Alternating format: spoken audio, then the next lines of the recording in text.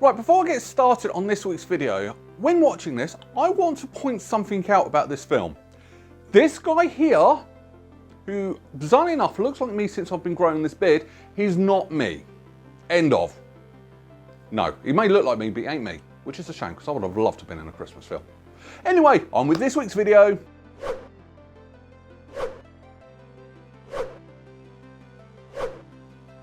Elf is a 2003 American Christmas comedy film directed by Jon Favreau, written by David Brennenbaum, and it stars Will Ferrell as the titular elf, who is actually called Buddy, and he is a human who was adopted and raised by Santa elves after he snuck into Santa's bag at Christmas. When he learns the truth that he's a human and learns who his real parents are, he goes to New York City to find his biological father. But on the way, and while he's there in a city full of cynics, he tries to spread the Christmas cheer. When the film was released, it actually received quite good reviews, mainly from Will Ferrell's performances. But because me being me, I'm a nitpicking YouTuber and I can find flaws in anything. So that's what I'm doing. 10 things wrong with Elf. Number 10, baby clothes. So right at the very beginning of this film, they're showing Buddy as a newborn baby in the orphanage, and the nun, whatever, puts him in the cot, but he's only wearing a nappy and socks. Unless he has a fever, you don't put a baby asleep in just their nappy, especially at Christmas, especially when it's snowing outside. That's a no-no. You don't do that.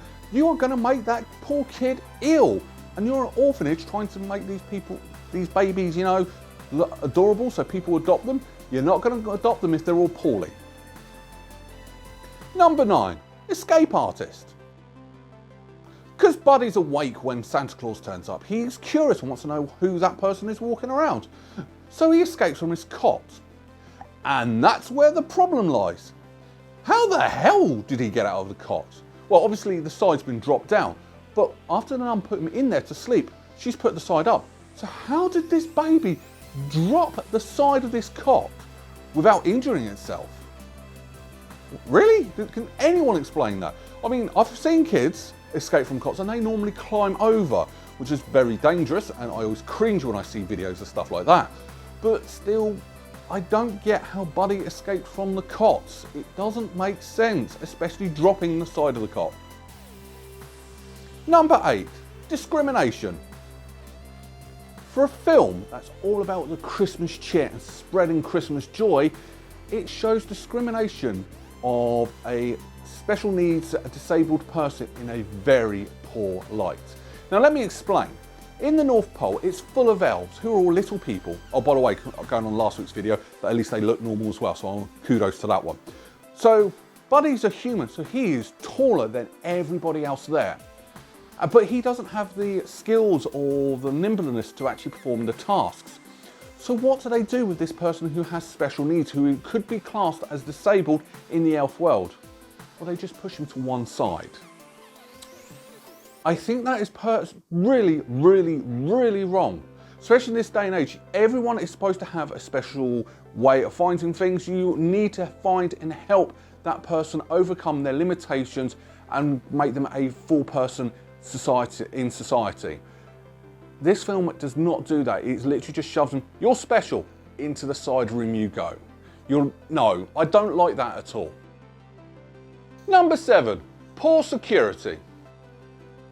Buddy somehow ends up with a job in a toy shop, and he's not happy with the way it's decorated for Christmas. So when the toy shop is shut, he spends the entire night doing an amazing job of decorating and making it beautiful, making it more Christmassy. Like I said, there's a job for everybody. But where was security? You know there's security there because you saw them walking around, but do they not check out once what the hell was going on in the toy room? Because there's no way Buddy was quiet all night long. He's done a lot of work and nobody's actually noticed that at all. And security didn't also notice him sleeping in the window a bit later on. The security guards need to be shot. Number 6, spaghetti. So it's Christmas time, and what does most people eat for dinner in this film? Spaghetti. No, seriously, He ate it the first time he went to his family's house after they finally accepted him, and they're eating spaghetti. The next day, he makes spaghetti for breakfast. And then later on, his girlfriend eats on her own on Christmas Eve, you guessed it, spaghetti. Why? Why was everybody eating spaghetti in this film? I don't quite get it. Number 5, short person syndrome. Short person syndrome is a very bad misconception of people who are quite small, not as tall as like myself. I'm 6'3" anyway. And they always make them out to be short, angry people. Now, Peter Dinklage, if you've ever seen anything, he is far from that. He was brilliant in Game of Thrones. Anything you've seen him in, he was brilliant in. Except this film, where he was portrayed as a stereotypical short, angry person. Once again, I do find that slightly offensive. Someone's come in and he was like, I'm just going to beat you. You've had your chance, you've insulted me, I'm going to beat you up. It's very insulting to, you know, yeah, this film, although it's trying to portray a good Christmas feel, it's portraying certain groups in a very poor light. Number 4, causing real traffic issues. Approaching the climax of the film, set in Central Park, they have Will Ferrell running around Central Park dressed as an elf. The thing is, there was no signs up when they were filming it, so all they saw was Will Ferrell dressed as an elf running around Central Park. Now, these drivers should be concentrating on the roads. Unfortunately, they didn't. When a full-grown man runs past in an elf's costume, your attention turns and watches him. Car crash! And that is exactly what happened. Now, luckily, nobody was seriously injured, but still, this film caused car crashes in Central Park. Not a good way to promote your film, really. Number 3, wrong concert. So the reporter turns around and says that the Central Park Rangers are notorious toughness. So much so that their 1985 handling of the Simon and Garfunkel concert was still under investigation. Except that concert wasn't in 1985, it was in 1981. A real live concert where, yes, crowd control was a bit heavy-handed. That part of the film's true, except you got the year wrong. Facts, people, facts. I mean, this is not the first time I've picked something up on a Jon Favreau film where he's got facts wrong. Number 2, bad guys. So ultimately, yes, this film has some bad guys, but I don't think they picked the right bad guys. You picked the police. Now, in some films it does work where the police are the bad guys, but this film isn't one of them. This film is a family film. Children are going to watch this. You want children to actually be, open up to the police. They turn around and say, just because the Central Park Rangers are heavy-handed and Santa's put them on the naughty list, they're quite nasty and vicious and tough and scary. That's the wrong image you're portraying for the police. The police are, as the Americans like to say, to protect and serve. I feel sorry for the police in this film. Number 1, disappearing engine. After the engine falls off Santa's sleigh and lands in Central Park, Buddy goes looking for it. And he bumps into his dad and his brother, and they round the engine, they have a good old chat. Come on, I want you to meet Santa Claus. And they all run off and leave the engine there. Now, when they appear, they still don't have the engine. They're talking, no engine. Right, let's get this engine on. Where the hell did that engine come from? Because he didn't have it before he got there. He left it there. Big flaw on that one. Big editing mistake on that one.